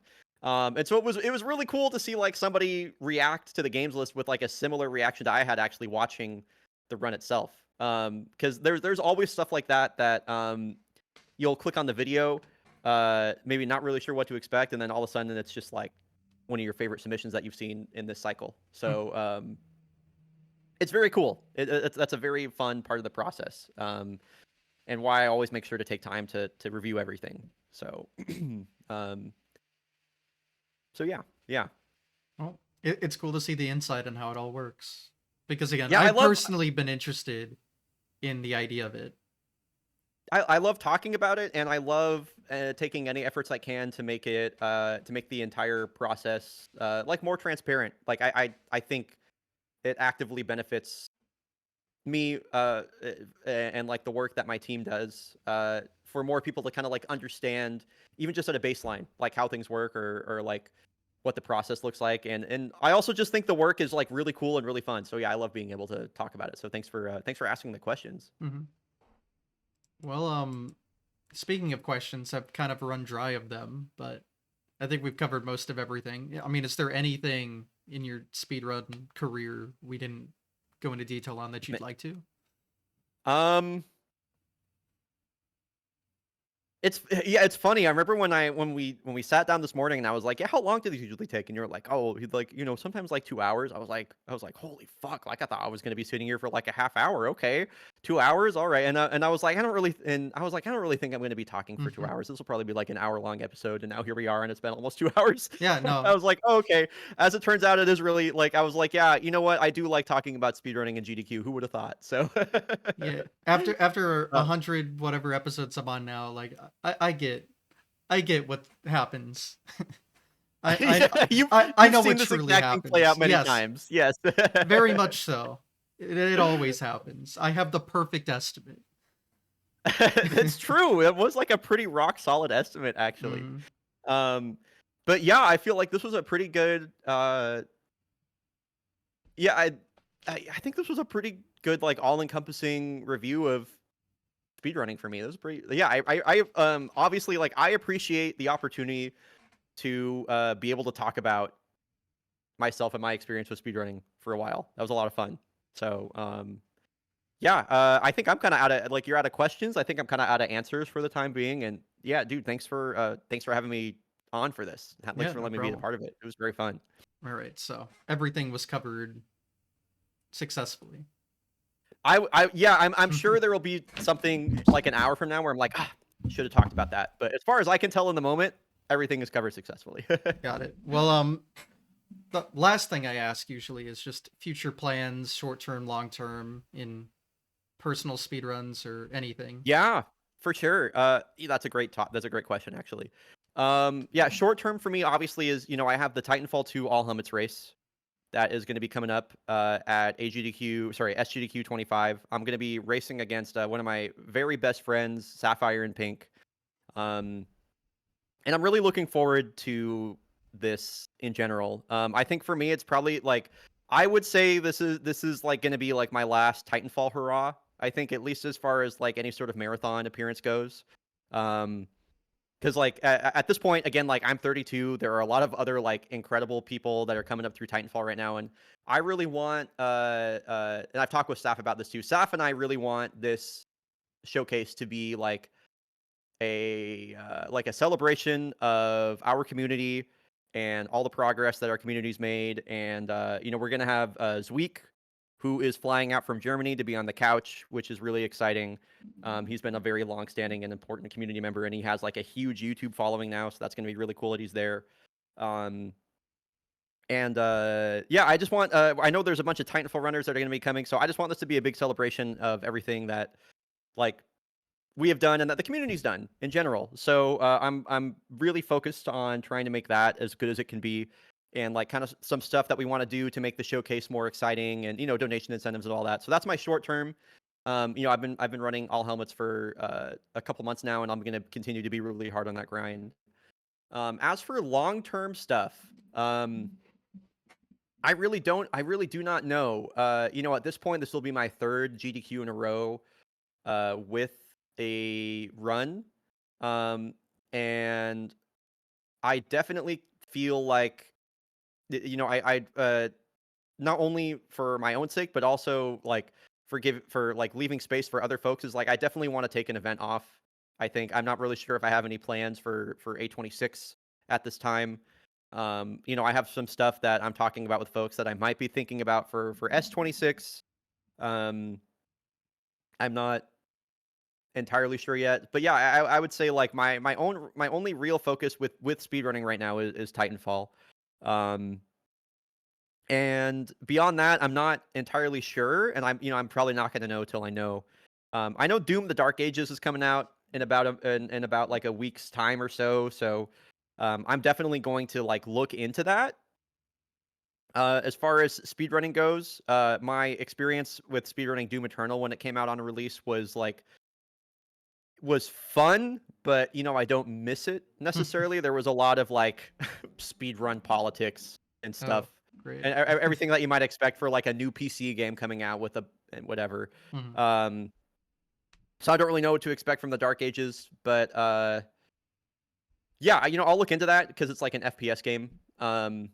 And yeah, beyond that, I'm not really sure. I guess my long-term plans with speedrunning are just to continue trying to do the best I can with GDQ and seeing where that goes and where that takes me and us. So, um, yeah, I think that about sums up all my current speedrun plans. I'm just really looking forward to S25 right now. Mhm. So yeah, Well, it's coming up in, let's see, it's gonna be here before I know it. two That's for months. sure. Yeah.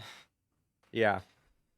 Oh my God, is it actually? Oh my, it's like Yeah, actually 2 months. it is. Yeah. What the fuck? Welcome to the passage of time. Holy cow! I can't believe it's.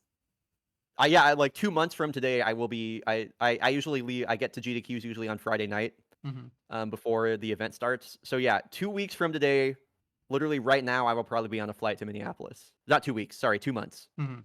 2 months from today, right now, I'll probably be on a flight. So yeah, that is weird. Yep. Yep. Well, I guess that covers everything. Yeah, and you are planning on going to S25, right? I I don't remember. have uh registered. Cool. I Okay, have a I'll look forward hotel to seeing room you there set then. up. Sick. I Okay. got my time off work. We should be good. Per- Sick. Okay, I will be seeing you there then, I hope. All right. Yes. But yeah, that's everything for me. Thank you so much for having me on, dude. Well, the final thing then is you need to self-promote yourself. So, Oh, okay, sure, sure. Yeah, I mean, you've been staring at my name on the stream, on the screen this entire time. BRYONATO. You can find me basically everywhere under that, whether that's Twitch, YouTube, Twitter, Blue Sky, Instagram. I don't really use Twitter anymore, so if you want to keep up with me on like a post basis, you go on Blue Sky for that now. mhm. Um, but yeah, right now on my stream, I'm playing through. I'm doing.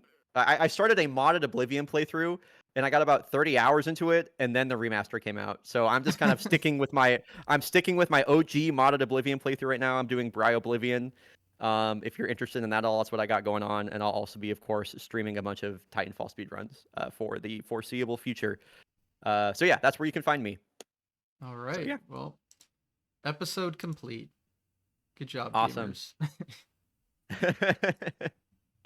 Well, yeah, thanks for watching, everyone. Thanks for coming on the show, of course. Yeah, I'm out of intros and outros. I've exhausted everything, so I don't know how to end these anymore other than just saying follow Twitch and YouTube to watch episodes. Try to do them every Sunday. We're still going strong. So, yeah, that's really it. Awesome. I Yeah, thanks, guess, man. yeah, no problem. I will end it here. So, just take care, everyone. See you next time, and goodbye.